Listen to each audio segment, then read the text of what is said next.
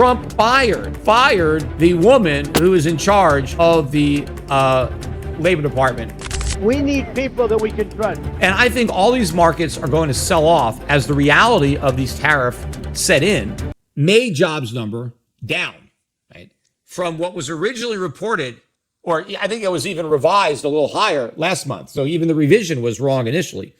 But the May number, which we thought was 144,000, that was revised to just 19,000 jobs. 19,000. That is a huge miss. That is a horrible number. I said gold originally dumped $40 on that number. Had the $19,000 or 19,000 number been released initially, gold probably would have gone up $40 instead of down $40. Now, the June number was revised by a similar amount. It was reported last month at 147,000. That was a beat. It was a small beat, but it was a beat. That's been revised down to 14,000. I mean, that is a terrible number. Again, gold was down $20 on that beat. If they would have reported 14,000, gold probably would have shot up by a lot more than $20. It might have been up $50. In fact, gold was up yesterday. It closed up $73 on the bad news, back above 33.60. But I think gold would probably already be above 3,500 had we got the correct jobs numbers right off the bat. Because all gold really did was recover ground it never should have lost. But it should have gained a lot of ground. Now, I think it's going to recover that ground pretty quickly. I think now that people are going to realize what they should have realized a long time ago, that we have a weak labor market. And of course, a lot of people are thinking that now this weak labor market is going to give the Fed cover to cut rates in September. And I'm going to get into that in a minute. I just want to talk a little bit more about these jobs numbers, because after the jobs numbers came out, of course, Donald Trump was very unhappy with these numbers.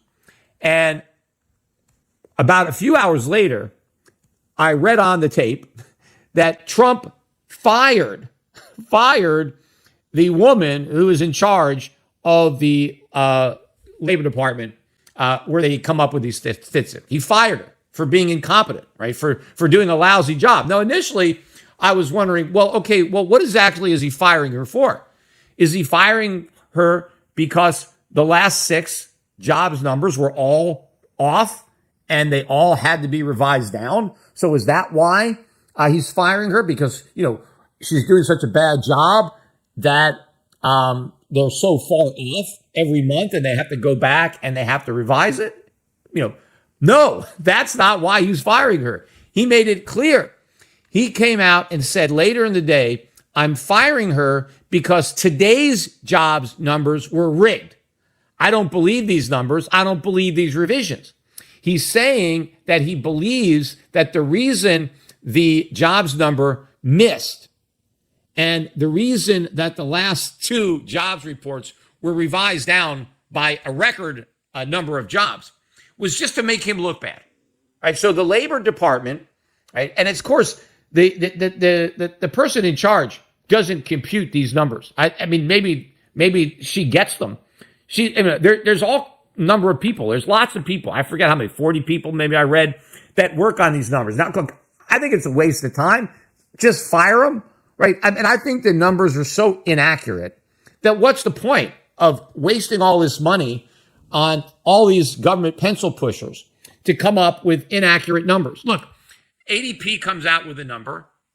That's good enough. I mean, if the markets want job statistics, let private companies supply them. I mean, I don't like the government anyway supplying economic data because I don't trust the government, because the government is biased. Again, it's like asking the mafia to compute crime statistics. Obviously, the mafia is going to say, hey, there's no crime. We don't need any cops. See, look, nobody's getting robbed. There's no extortion. There's no racketeering. There's no need for any police. Of course, right? The mafia, is not going to be, unbiased, right? Or it's like, letting kids grade their own report cards. Oh, my kid got straight A's. What do you know? Of course, right? If the kids grade their own report cards, what do you think? They're going to fail themselves?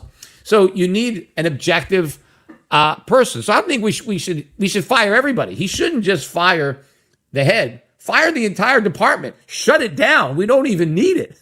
But I digress on that. I don't want to go down that rabbit hole right now. I want to stay on the jobs numbers. But so Trump fires her because this is rigged, which is impossible for her to rig it. Right? It would have to be a conspiracy among everybody. And again, when I have been saying the numbers were bad, I didn't say it was, a conspiracy to fudge the numbers. My critique has always been that the methodology is wrong. The way they calculate these numbers, that's the problem.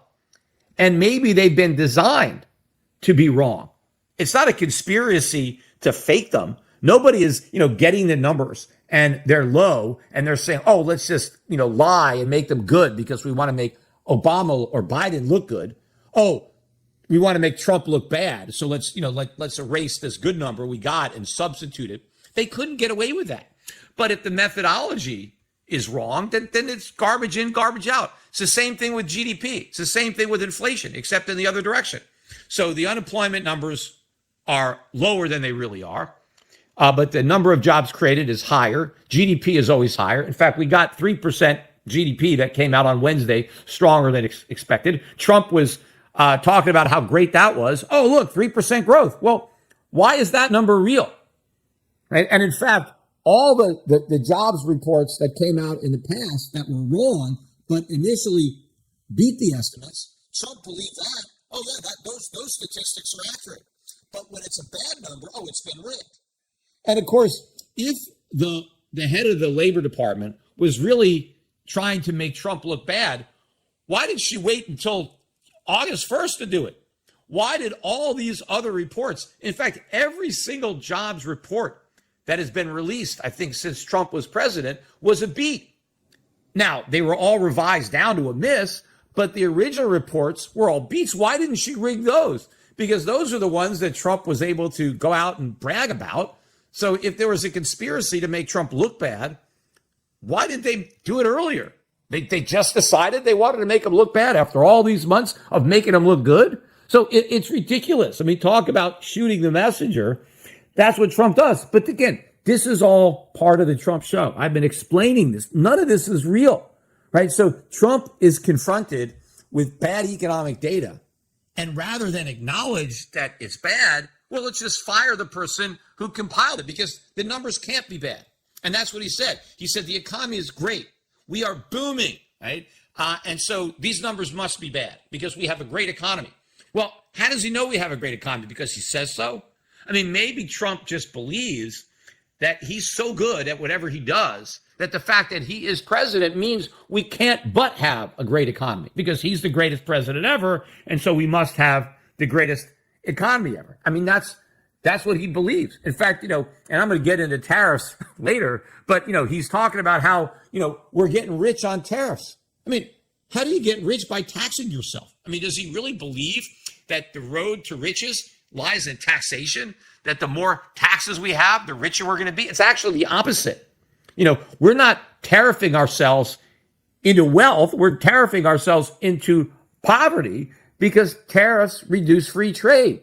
And the freer we are, the more prosperous we are. So we don't increase prosperity by increasing taxes, right? We do it by decreasing the size of government so that we can reduce taxes. But again, I'm gonna get into that. Let me stick on the jobs again before I jump ahead of myself. But anyway, so he fires this person, right? Now, of course, who is Trump going to replace her with, right? Nobody is going to trust whoever Trump appoints, because if you get fired for reporting bad news, well, you're going to be reluctant to report bad news, right? I mean, the reason that a lot of people don't want to be the messenger of bad news is because they don't want to get shot, right? So if you have a track record of shooting the messenger of bad news and you're the next messenger, what kind of news are you going to bring? Right? Well, you're going to have to bring good news, right? But the markets now are going to start to pay attention to this,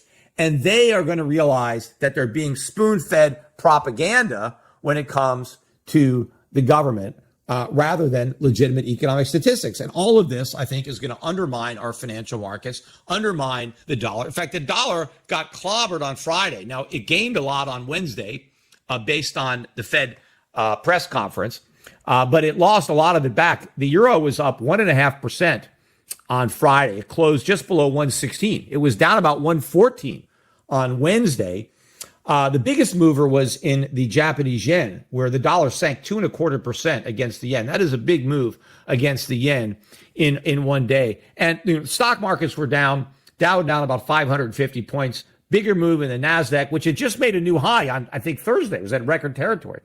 And it was down about 2%. Russell 2000 also down a little over 2%. That index, of course, never made a new high, just the S&P and the NASDAQ, led by the big stocks like NVIDIA, big record highs this week in Meta, in Microsoft. So those were the big names that were driving the averages to new highs. But beneath the surface, the troops were not following the generals. And, now that the tariffs are kicking in this week, the reciprocal tariffs, the deadline was supposed to be August 1st, which would have been Friday. And, we tacoed that to the 7th, I think, on Thursday. So Thursday is the new drop deadline for a lot of these new tariffs to come in. And again, I don't think, Trump is going to chicken out. I think that, a lot of these tariffs, they're not quite as high as what was originally reported on Liberation Day, but a lot of them are pretty damn high. And I think the markets are going to get hit. I mean, I think the reaction following Liberation Day was right. I think the bounce that followed was a dead cat bounce, a sucker rally, maybe some short covering, a lot of meme stocks and crypto. And by the way, Bitcoin was down about 3% on Friday, while gold was up 2.25%.